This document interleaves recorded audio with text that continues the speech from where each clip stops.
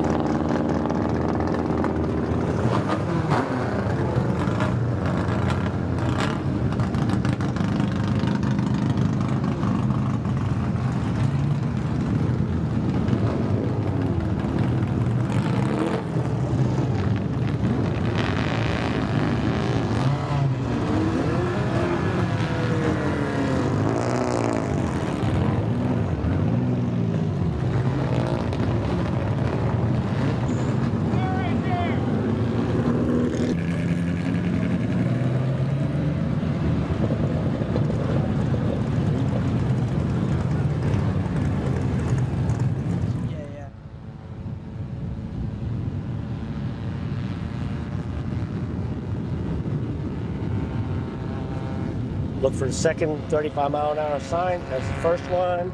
See the second one up in the distance. There's much speed.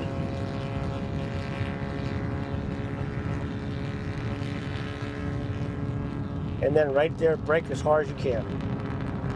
Brake, brake, brake, brake. That's approximately 200 feet to the chicane. Chicane will be right here.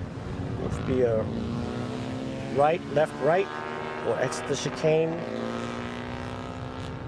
Stay as far parallel as we can to this outside curve. Using the yield sign and the grate over here is our turn at apex point. At this point, we let the car drift all the way to the far side. Coming through. Look for this manhole grate here. Out here, see what I was talking about when my eyes were by the parking station there? That's my exit point right there, you know.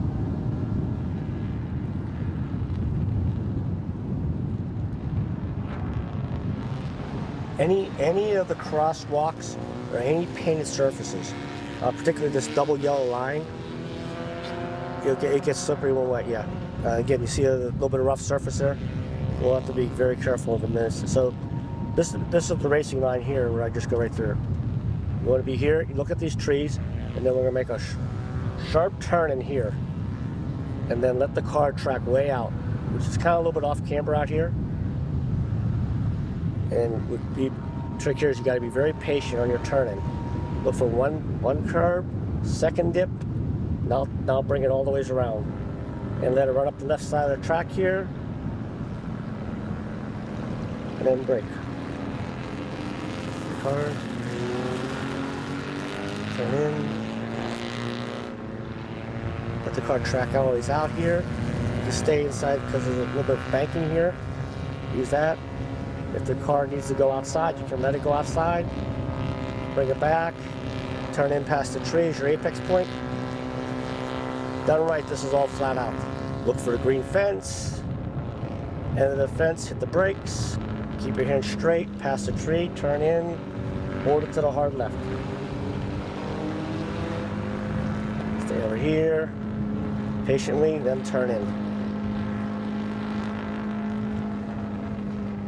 Let the car track out. Brake as hard as you dare. Slow down and get into the serpentine. Not much of a passing opportunity going down here. Brakes, you just get around the serpentine.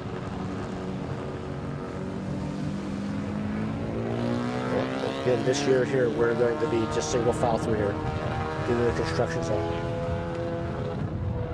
I usually aim towards this pillar out here, then turn in, make a nice arc, brake hard, very late apex, and let the car track out to the far curbing, right past the telephone pole.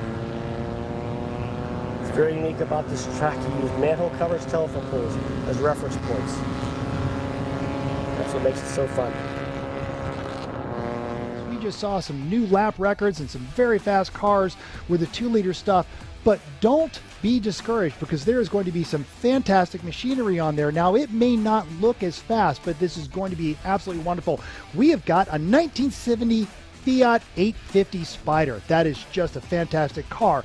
We, of course, have Cobus Renke in his 68 Porsche 912. That is such a rare thing to see, a 912 as a race car, because so many of them got ripped apart when they were not even that old, and people slammed 6-cylinders in them, or they used them as parts cars for the traditional 11s. But that's a great car. And then we even get into some of the pre-war stuff. There's a 1934 Lagonda, a 39 Mercury Sprint. What else are we looking at here, Jeff? Yeah, we already spoke to Niall McCabe in his 1958 Austin A35. We saw that interview, so now we're going to see him in racing. Also, the Lagonda Rapier, the 1934 Lagonda Rapier coming up from Alan Patterson. We got a little preview of that in the interview sessions from Ted Sawyer earlier. We should take a moment and talk about Cadillac. Cadillac is one of our sponsors. Cadillac is Iorio from Bethel and our Park. teammates Not really actually use a Cadillac as their tow vehicle. Sprite.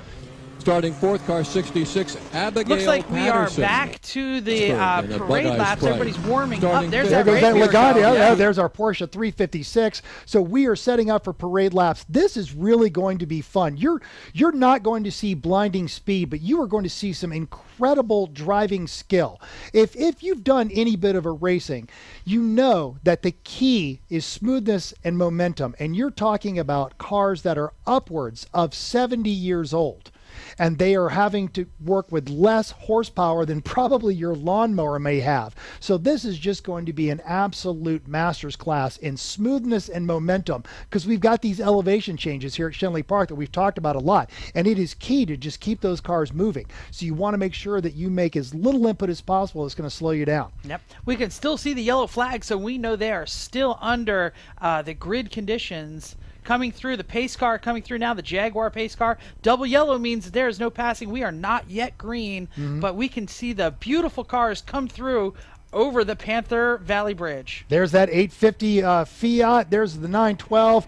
Always lots of bug-eyed sprites. Look at that. That is just such a pretty car. Why don't you explain what a 912 is to the people out there who might not be aware of it?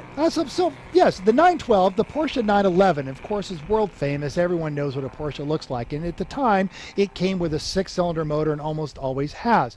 But Porsche, being a small volume manufacturer, had 4 cylinders, and they found a home for them in some of those 911 bodies, and they called those the 912. So that is a 4-cylinder Porsche, and that car has been a race car for quite some time, and I just love seeing it out there.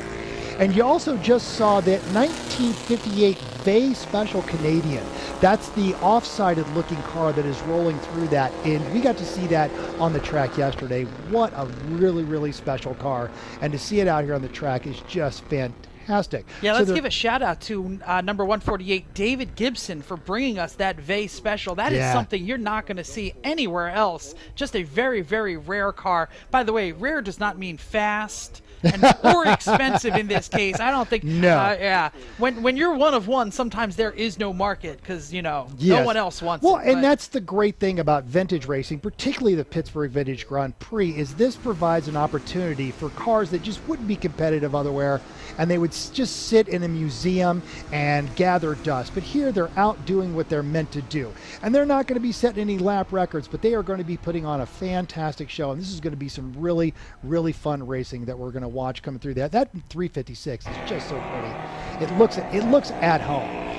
All right, we are seeing our Jaguar F-Type roll back into the back part of the track. This is turn 15. And we should see them start to, after they come through the switchbacks, that pace car will pull off, and we are going to be racing here at Shenley Park in beautiful downtown Pittsburgh for the Pittsburgh Vintage Grand Prix. Yeah, we also got a good shot there of the 909 Blue Austin from Neil McCabe. He is slightly in the back of the pack here, but I expect him to be really pushing it hard once the green flag flies. If you have an opportunity, watch that car. It is just a delight to watch him handle it through there. He mentioned in that interview that that was basically the framework for all the MGs and the Sprites and the midgets that would come up on there, but the sedan on there. So you're going to see a lot of motion out of that car, and it's going to be so much fun, especially with these crown roads. That pace car has picked up the pace a little bit.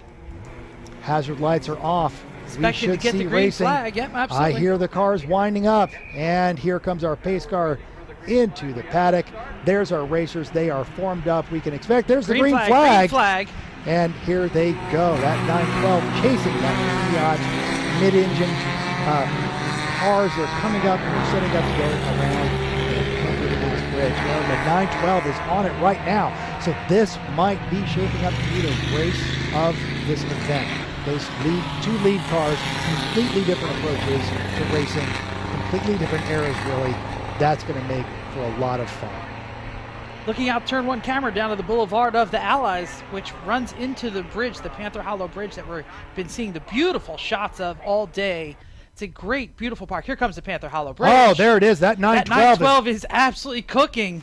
He's going to not want to slow down, so he's going to try and keep this turn as smooth as possible, and that is a really good application. And you see that Fiat chasing it down, and then there's a pair of bug-eyed Sprites right there, as they always are. And there is Niall in that number 909. What a great little car. Here comes the 912 into Westinghouse turn. We just saw an interview there, and they are going on it, and that Fiat has managed to close the distance. Yeah, we're once again, the small bore cars don't have the horsepower of some of the other ones. And you know how you make a small bore car go around the track really fast, Mental? Don't hit the brakes. Don't hit the brakes at all. So you want to be as smooth as possible. Momentum, keeping your momentum, reserving your momentum. Beautiful 999 of Josh Gould out of Presto, PA. That is a 1939 Mercury Sprint. Oh, and we had that Fiat. It is making a bold move to retake the lead as they come into turn 13. This is going to be great on the switchbacks. Obviously, some respectful racing. They're giving each other lots of room, but that doesn't mean they're giving any quarter. And that 850 Fiat is now getting on there, but that 912 is not letting him get away, and they are being hounded by those pair of bug-eyed Sprites right now. That's Abigail and John, 47 and 66 respectively. Yeah, John Iorio and Abigail Patterson. John is out of Bethel Park, PA in his 1960 Bug-Eye, and Abigail Patterson in 59 Austin Healey Bug-Eye, also out of Pittsburgh, PA. So Eastern PA people here. Oh, yeah. And, I'm seeing Briner is the one in that 714 Fiat, and he's just from up the road from you, Jeff. He's from Reading. Oh, excellent. Okay. Hey, now, keep watching this and keep watching this battle. We're going to cut away to a racer. We've got Greg Seifert. He's a great racer, and I think he is actually going to be later on today, but he's got a number 59 bug-eyed Sprite, and we're going to watch that racing. But they're just going to do the picture-in-picture, so stay tuned. It's the Pittsburgh Vintage Grand Prix. Thanks for watching. This is the Austin Healey Sprite, what we call the Bug-Eye Sprite of Craig Seifert from Oakdale, Pennsylvania. I've been mispronouncing your name then through the years. Yeah. How many years have you been here? 10. Okay. I apologize for 10 years of mispronouncing your last name. I don't answer anything. I'm easy. So, yeah. Seifert's okay. Seifert, that's good. So we're celebrating the 100th anniversary of MG, but the Austin Healey Sprite, the Bug-Eye, is celebrating 65 years. Is that right? Correct. This is a 59. So last year I ended up first place when the under 1 liter. This year is a motor change. I got a 1.5 in it, so I'll be running with the next class up. So the big bore cars. Yeah. Compared to that, yeah, they're big bores. But you won the under 1 liter last year. Yep. Yeah, it's a fun race. It's a great race. This car is perfect for this track. I just put a different motor in because a lot of people aren't running the 948 motors anymore. They're running the 1275. It's easier to get parts for.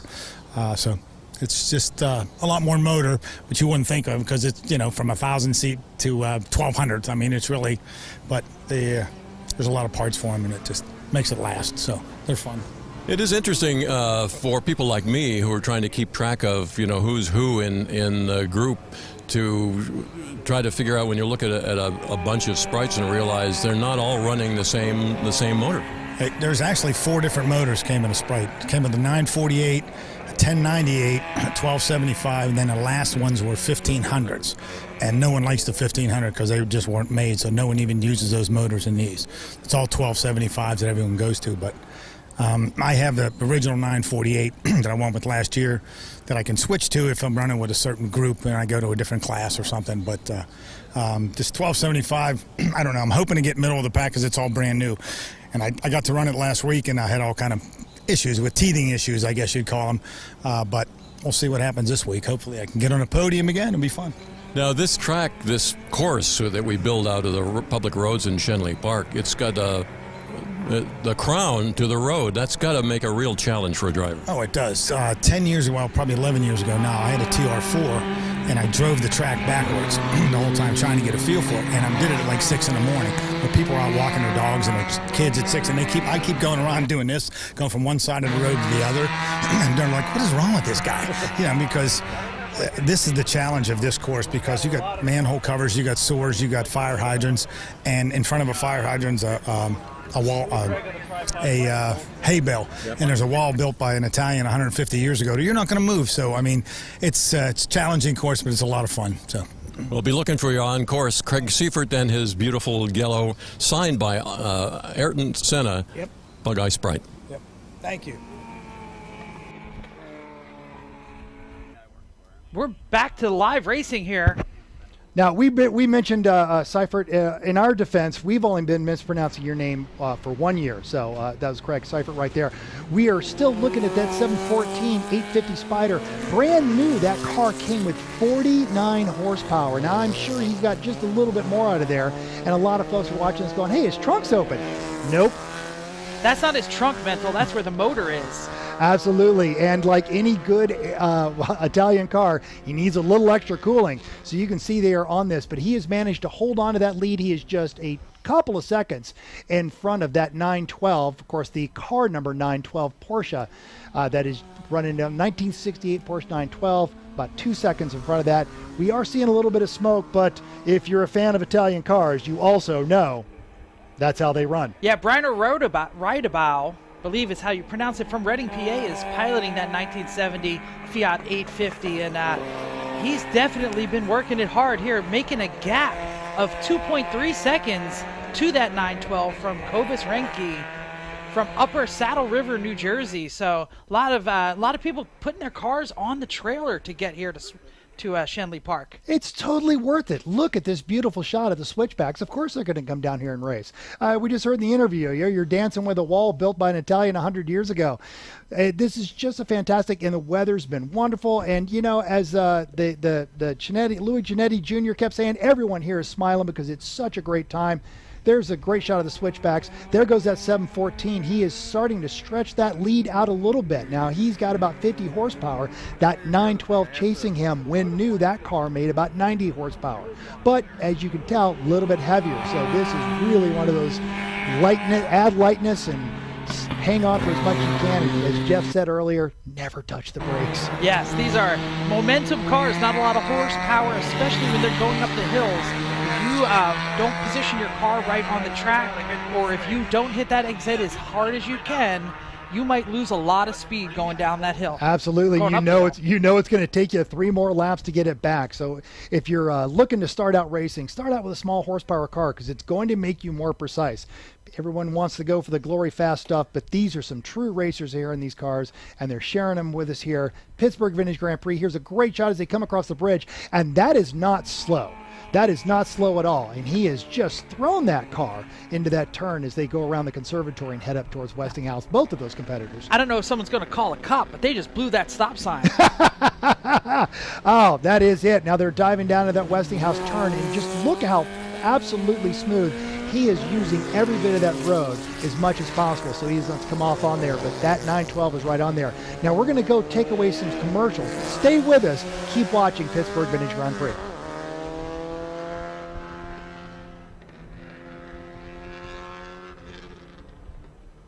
we're going to be here for another moment or two, but if you can get here some of the pre-war cars, that's number 77, Jim Vogel.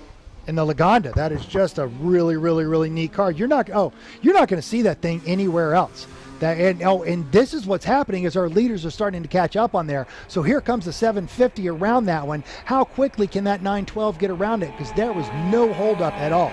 That is just some truly, truly good in-class racing, great sportsmanship there. You did see the brake lights, but you do see the brake lights on the 912.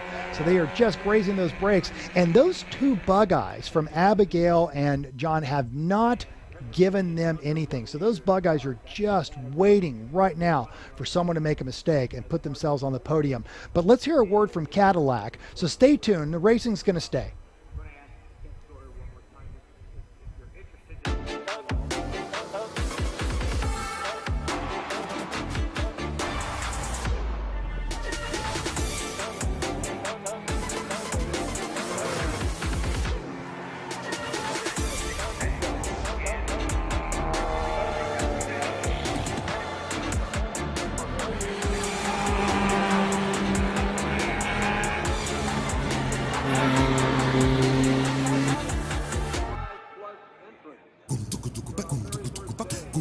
Turn right onto Western Avenue.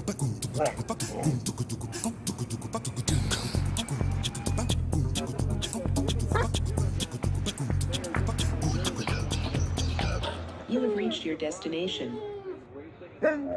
One more. One more time. Turn right onto Western Avenue. ID Light in the all-electric ID4. It's the little things. It's a VW. America keeps a simple promise. Protect and empower the most vulnerable. We believe where there is life, there is hope. And we believe everyone has the right to live their life with dignity and acceptance. Thousands of American employees across the country put their hearts and souls into providing exceptional care for those who need it most. This is more than a job.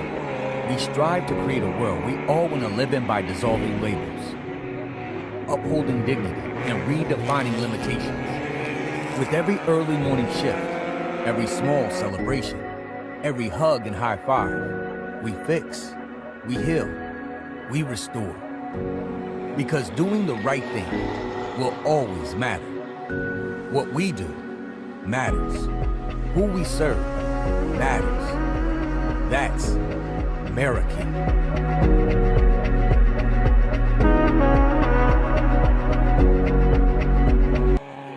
Autism Pittsburgh, founded in 1966, provides advocacy, information, and referral on care, treatment, educational, habilitative, and other life-improving service options for those with autism, their parents and families, and to the professionals who work with them. Contributions from our donors, private and government grants, and our many sponsors have helped us accomplish much over the years, including these past and current projects, training legal and juvenile justice professionals, and educating governmental officials on autism needs, developing middle school autism curriculum through our SPEAK program, providing summer education to prevent seasonal regression, producing the Autism Takes Flight program for travelers with autism, and conducting in services for parent support groups and providers. On behalf of the people we exist to serve, we can never thank you enough. For more information, contact Autism Pittsburgh at 412-856-7223 or on the web at www.autismpittsburgh.org. Hey, welcome back. This is the Pittsburgh Vintage Grand Prix. I am Christian Mental Ward. And I'm Jeff Wakeman from the Everyone Racers podcast. We are so happy. Want to thank Cadillac for bringing that to us. We can speak from personal experience. An Escalade makes a perfect race tow vehicle for you. And we got this gorgeous shot looking across the Panther Pass Bridge. We have some traffic coming up there. That 714 has managed to come up with some traffic, and I believe he is involved with that Mercury Sprint, the 39 Mercury Sprint. There it is, coming across there, and it's being chased by the 356, and our race leaders are coming into this. Quick blue and yellow flag for the Mercury Sprint. It is the Vintage Sports Racers and Formula Racers, or excuse me, pre-war preservation and production under 1 liter that we're in the middle of here. So great race coming through, but there are some disparate speeds of some of these cars. Absolutely. So there's that Fiat, and the 912 has managed to close that gap just a little bit. So Kobus has managed to sneak up on him. But if you give that Fiat some open track, it looks like he can get it. Now that Mercury Sprint, it looks like it's a small car, but bear in mind he's got manual steering, and that steering wheel is right in their chest, because that's just how you had to turn those cars. Those are bias ply radial tires that he is wrestling that car around the track with. No small feat at all. Yeah, we should mention there are two very old cars with big wheels that you're going to see on the current section. 1934 Lagonda Rapier, that is the white number 77, along with that Mercury Sprint, which is yellow. Yes, here's our race leader and number 2 crowing through there. So Briner is taking that 714 and just absolutely cooking through these sections right here. We will see just a little bit of a brake light, but I don't think they're slowing down that much. Nope, that 912. just brush those brakes in these small bore cars. Yes, just get on it. Overhead shot now as we get through those switchbacks. And watch the two different lines. Now the 912, of course, is a rear-engined car, and that 850 is a mid-engine car. So it does have a slight effect on how they come through these corners. And you want to make sure that you're maximizing this. And they're both on very narrow tires, so you really have to be perfect on that steering input. Yeah, not as narrow as the cars from the 30s. No, what you're seeing right here with that 39 Sprint, as it enters into these corners, it's coming around. But there it is. Now that 912 seems to carry a little bit more speed downhill, but I think the Fiat is able to muscle him, and that's a fun phrase to say in regards to a 49 horsepower engine. Yeah, I was going to say, when you're an 850cc four-cylinder motor, if you get to muscle anybody, it's a good day. Especially if it's a Porsche. There they come around the start-finish line again. Now he was running a 239. And Kobus is starting to close that gap a little bit because he ran a 238. And if they keep it up, I don't know that's going to be enough time. Briner's going to have to make a fairly large mistake. And from what we've seen so far, I don't think it's going to happen. Yeah, the gap is under 2 seconds at 1.6. It was as high as... Oh, where is he, though? Uh-oh. Did something slow down? Or he may have pulled off the course. We may have had our second-place car just had to peel away. And No, he's stuck behind slow traffic. There it is. No, these are our race these leaders. Are our race leaders. We got a little Sorry. lost. They're coming over the Panther Pass Bridge. And yes, absolutely, Kobus has reduced that lead now to a second and a half. And they are about 11 seconds ahead of the third place, and that is John Arrow in that bug-eyed Sprite. They are really starting to find a good rhythm here. But Kobus is giving nothing. He is going to make Briner earn that podium. And we've seen this all day. Your top runners, no one has run away with a race. Everyone has had to earn a spot on that podium, and that is what makes this so great. And they get out of the car and they shake hands. So here we are. Watch them come into turn 13. That is just at the top of the hill, and then they're going to start down through those switchbacks. There it is. That is a different Fiat 850. That is why we got confused. So they are closing in. I'm sorry, that's a Fiat. You're correct. It's a Tom 59. Raganoni was that guy, number 22. Oh, 22. Okay, that's where he got on there. So here it is, Fiat on Fiat action. You're not going to get this anywhere else. Who knew we had two red Fiat 850s? Well, yeah, on the absolutely. Field? I mean, we do. We have it right in front of us. We should have known. Absolutely. This is just really, really cool. There's that J Special we talked about earlier. It was a hand-built, unique car. That's what they were doing back in the 50s. Folks in their garage were just figuring things out and making cars no one had ever seen before. There is that gorgeous 59 Austin Healey Sprite, number 66. That is Abigail Patterson. She's here racing along with the other folks she's a local. She's from Pittsburgh, right here in town. Here's a shot as we come into turn 20, and there's those two Fiats. 714 makes quick work of getting to the inside, but that 912 is going to need a little bit more space, and off they go. Really clean racing, very well done, all of those competitors. And here they come through the start-finish line. Again, that trunk isn't open. He just needs that extra cooling. I noticed that the other competitor with the 850 didn't have his trunk open. Maybe that's why he's not in first place. Just needs that extra horsepower. And our drone's coming down for a quick landing. We are going to pop out here in just about a minute or so. We're going to go grab an interview. Oh, it's a great interview. We're going to talk to Dave Gibson from Fredericksburg, Virginia, and his VAY special. Oh, which we can see on the track. We spoke to him earlier. Not us. The interview will not be with us, but we spoke to him while we were on the track the other day, just having a good time and enjoying all the cars. And I believe that our 912 may have gotten around He did. He got around 7:14. That must have been something. That must have gone wrong. Kobus took first place. We'd love to stay with racing. Actually, don't go anywhere because it is going to be picture-in-picture, this race interview with David Gibson. So stick with us. We'll be right back after we hear about this beautiful Canadian special. This is David Gibson, and he brings a really interesting car to the Shenley Park race every year, this VAY special. Correct. Yes, it's a joy to bring it. It always draws a lot of attention. Has a lot of race history, being built in the 1950s.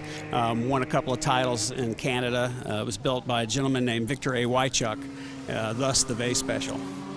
And it was a Canada class car, is that right? That's correct. It was a constructor's class, whereas they would take production car parts, build their own chassis and body, and make a race car. So what are the production-based parts on this car? So it's a bit of a Frankenstein. It has Morris Minor front suspension, MGA rear end, Austin Healey Sprite transmission, BMC A-Series engine, so a little bit of everything. It's a Frankenstein. It is kind of a monster, and it looks like it would be a lot of fun to drive. It is. It's a lot like we're racing a go-kart.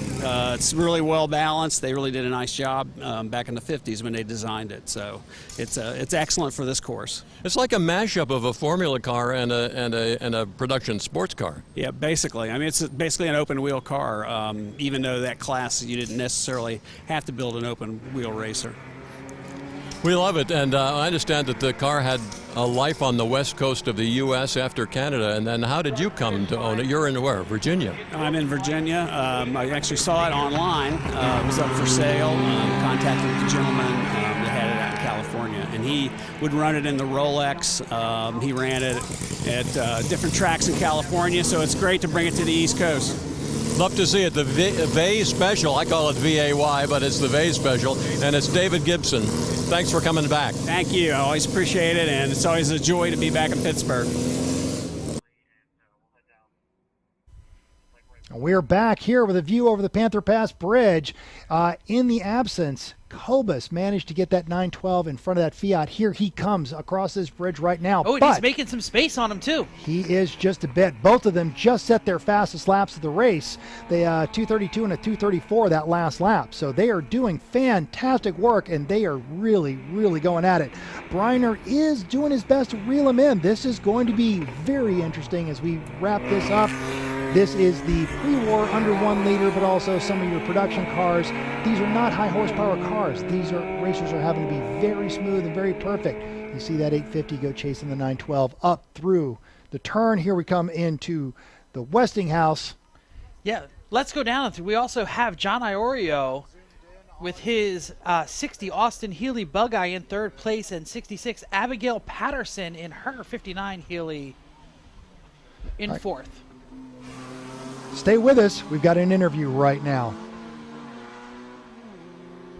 No, we do not. We're reviewing the top three. We're reviewing the top three. All right, we already heard that. Oh, here we go, and it looks like the 850 is caught up. Oh, yeah, he was going to make a move right there, so he's going to keep Kobus on his toes with that one. He has definitely closed that gap. There's some speed happening right there as they come into that final corner and turn 50, or in the corner into turn 15. They're going to go downhill just a little bit and set themselves up for the switchback. There's that 909 we talked about. What a great little car. Yeah, we had an interview with him. Austin A, right? Yes, A35, yeah. It looks like he is caught up to that Mercury. There's our Bug-Eyes coming into turn 15. Yeah, we should mention that this 912 Porsche that we talked about, which is leading the race, Kobus Renicky, that's a short wheelbase 912, right? I mean, they're all the 912s are short wheelbase, correct? Well, until they started making them again in the 70s. But yes, that's a short wheelbase. And I'm so happy that he preserved it as a race car. So many of those just got sacrificed and turned into outlaws, or even just thrown away when they were new because it wasn't a 6-cylinder Porsche, and that car is just so nice to look at, and it's so great to see it out here on the track. I just want to say short wheelbase because our friend Eric Kritzler, the 914 lover, he told me I better call out when it's a short wheelbase. So he's a Porsche guy, and I take my take my directions from those guys because if the Porsche guys come after me, I'm not going to be in a good shape. There you go. All right, another view. This is going to be some great racing as they come across this Panther Pass Bridge.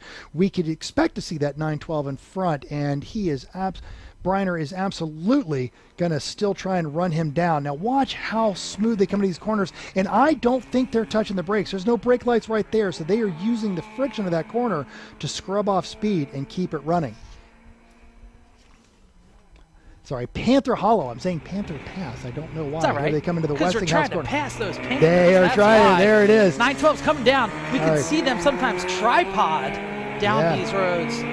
It's a different line that the 850 is taking coming into that corner, and I think he wants to be able to get on the throttle a little quicker. And with a mid-engine, he might be able to make it stick. Yeah, just some beautiful, beautiful race cars at this beautiful track. Once again, Shenley Park, Pittsburgh, Pennsylvania. If you have never been to the Pittsburgh Vintage Grand Prix, you need to look at these pictures and say, I'm putting it on my calendar for next year and coming out and checking out the 3,000 cars that are on the show field on Saturday and the wonderful racing all day Sunday. Yeah. Over 250,000 people every year come to this event. It really is the highlight of the East Coast Vintage calendar. And there's that 912 again going through there. You come out here and you make a donation and hang out with one of the car clubs. We had a lot of interviews with those guys yesterday. What a great time. Let's see if we can check out the field and see the crowd out there today.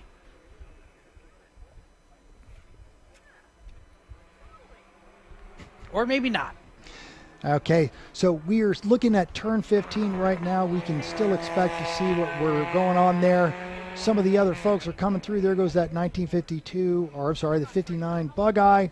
They're coming through this corner, turn 15, and this is the start, or the beginning of the descent towards the start-finish line, and absolutely Briner has reeled in Cobus and that 912. Well, they've been trading back and forth all day today. There is, although we say no love lost, they probably do love each other because there's a lot of respect going on here. Clearly a lot of respect as they're running back and forth on this one. So while you're watching this, hey, check out this word is coming up from our friends over at Cadillac, who are one of the many sponsors that are helping make this event possible. And we happen to know that while the CTS-V is the car that you want to drive on a track, an Escalade makes a perfect tow vehicle. So check this out. Stay with us.